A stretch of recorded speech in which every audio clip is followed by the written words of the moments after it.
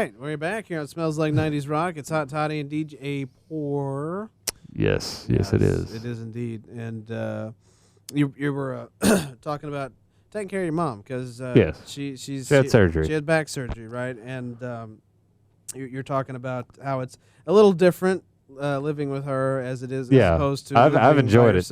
You've enjoyed it because for one thing, I've lived in a 1-bedroom apartment and shared it with her, and it's been way more enjoyable than living in South Knoxville. Right, with you get to be within an actual community in West Knoxville. Right. It's better than living with 3 other people who God knows who they are and what they're about. Those people, I'll say, like, if 2 of them are dead, I don't care.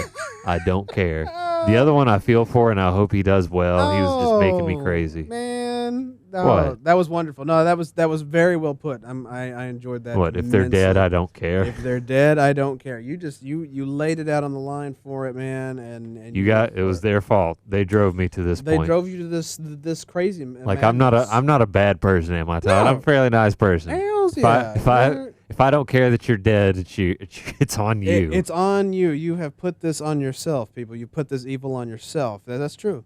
No, that's true. But yeah, you were talking about how much nicer it is to live in the West Knoxville area. Yes, because, it is nice. I live in West Knoxville now too. I tell you, the last 2 years, not thrilled with my complex, but yet to live in West Knoxville is so much better than South Knoxville. No offense, South Knoxville. We love you. We do. You've got Gay Street. You've got the old city. You've got. You are very close to downtown. That's nice. Yes, that is nice. That is wonderful. It is a great place. But for the most part, it's. I could sort of being like maybe how a lot of people from West Knoxville can kind of get disillusioned with it, I guess, because it's sort of a lot of chain outlet malls and chain restaurants. I could see how there could be a certain I guess synthetic feel to a lot of it. I could see that, like a feeling of unreality, like a lot of people talk about. I could see where you could be like slightly disillusioned by that, but still, you should be grateful. Yeah, no, that's for sure. I will take,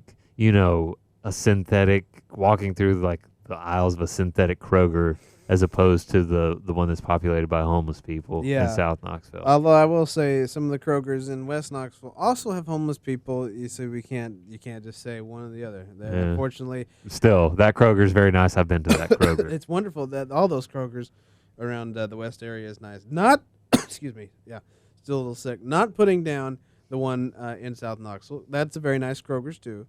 The only thing, it's got a rough crowd. It's got a bit of a rough crowd going around in that area. It's right in front of like Vestal. It is. I remember I drove down that street that goes by Kroger one time in South Knoxville, and the first yard I saw had a rooster walking around in it. I was like, wow. I don't know if you remember this. Do you remember the rooster that lived at Gateway? There was a rooster that lived at Gateway. Yes. I had no idea. You might not remember. He lived in my building, and I know this because it would go outside in the morning and would crow its head off, and we would hear, everybody in the building would hear it. And periodically you'd go outside and you'd see it walking around doing its I did thing. not know that Somebody at all. owned a rooster, and it was a short period of time. It was a few months. Probably a lot of people got tired of the rooster waking them up. Which building were you in again? Oh my gosh. It's been 2 years. I've forgotten. Was it building 13?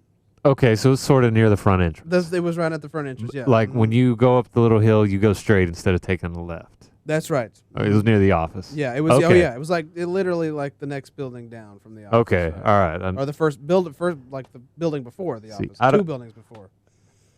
I was gonna say I have an interesting story about your building, but it was actually the building probably 1 or 2 down from you. Well, I just remember. I always enjoyed the Gateway stories, so hit me with it. Okay, well, I think I told you this. I know I've told Sheila this story. I'd had like a bad day. Like I'd gotten like a flat tire that day, and it was like 10 o'clock at night. Yeah. And I was just, I think I was annoyed by Facebook. So I just started. I was like, I'm gonna take a walk. I need exercise. I want some fresh air. I want to not think about things for a little while. So I started walking around the complex. And I walked by, it was down that road near your former complex. Yeah. And I saw this girl crying on a stoop. And I walked by her and I just thought, I can't just, I felt bad for her. You I was felt like, bad. I can't just walk by. So I was like, hey, are 'Cause you got okay? You got a heart. And she was drunk and crying. Jesus. And that just led to this. It was this one of those, like what I talk about with one of my family members is a really funny, but it shouldn't be kind of conversation.